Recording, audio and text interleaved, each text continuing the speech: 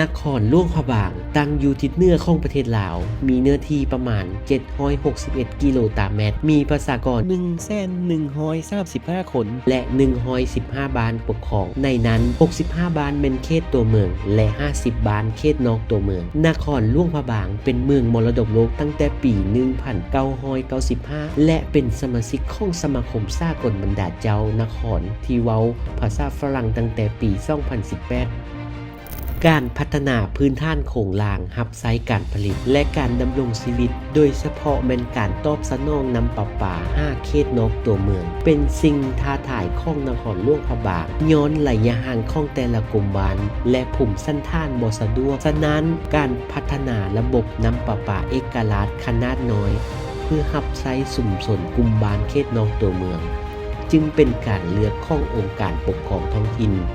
เพื่อเฮ็ดให้ประชาชนทุกบ้านในทั่วนครมีน้ำใช้อย่างทั่วถึงโครงการน้ำประปาขนาดน้อยกลุ่มบ้านกองว่านของนครหลวงพระบางได้รับการก่อสร้างขึ้นในระหว่างเดือนกรกฎาคม 2024 5 กรกฎาคม 2025 ภายใต้ทุนสมทบของสหภาพยุโรปสมาคมสากลบรรดาเจ้านครเว้าภาษาฝรั่งวาโลนีบรุกเซลส์และนครหลวงพระบางอยู่ห่างจากนครหลวงพระบางประมาณ28กิโลเมตรกำลังการผลิต500เมตรก้อนต่อมือพร้อมติดตั้งระบบตาข่ายท่อน้ำเบื้องต้นให้แก่3บ้านกอกว่านบ้านนาดอกคูนและบ้านนาตาลมีจำนวนประชากรทั้งหมดประมาณ 1,529 คนและ304หลังคาเรือน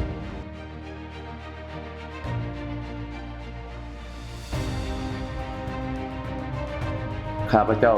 ซื้อฐานเวียงทองหัศจรรย์เจ้านครหลวงพระบางสปป.ลาวขอแสดงความนับถือและฮักแพงบรรดาทานทุกทานทั้งภายในและต่างประเทศซึ่งว่าน้ำประปาอยู่กลุ่มบ้านกอกหวานนครหลวงพระบางสปป.ลาวพวกเฮาเห็นได้ว่านับแต่ได้เริ่มสร้างต่างบ้านให้แก่พ่อแม่ประชาชนอยู่เขตดังกล่าวเป็นเวลาหลายปีแต่ว่าประชาชนอยู่ขอบเขตนั้นยังขาด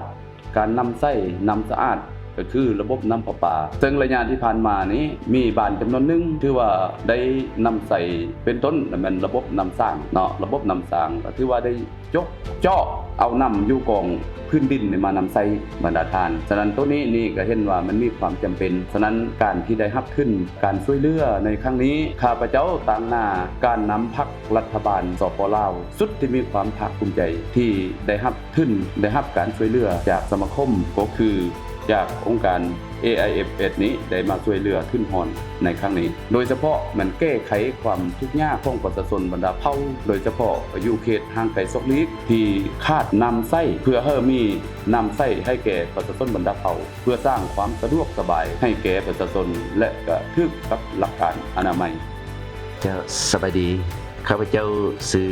สุริจินดามณีอำนวยการรัฐวิสาหกิจน้ำประปาแก่งหลวงพระบางข้าพเจ้าก็มีความรู้สึกดีใจที่ได้รับทุนช่วยเหลือจากองค์การประเทศฝรั่งที่มาช่วยเหลือน้ำประปาในกลุ่มกอกว่านนครหลวงพระบางซึ่งว่าอยู่ในโครงการก่อสร้างน้ำประปากลุ่มกอกว่านนี้เป็นโครงการที่ดีหลายเพราะปฏิบัติตามแผนพัฒนาเศรษฐกิจสังคมคล่องแคล่งก็คือทิศทางแผนการของรัฐวิสาหกิจน้ำประปาทิศทางแผนการของแผนกโยธาธิการแข้งได้วางออกในโอกาสนี้เนาะข้าพเจ้าแนะนำต่างหน้าให้ทางรัฐวิสาหกิจน้ำประปาแข้งหลวงพระบางก็ขอแสดงความขอบใจนำองค์การประเทศที่ใช้ภาษาฝรั่งเนาะที่จะให้ถึงช่วยเหลือ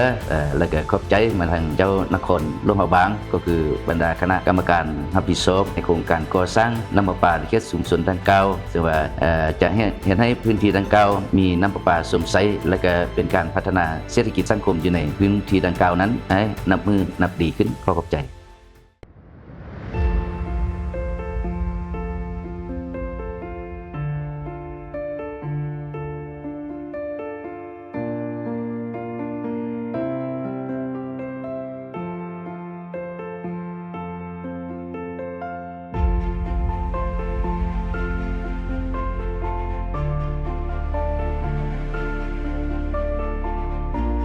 หลังจากได้รับใช้น้ำประปาแล้วก็แม่ก็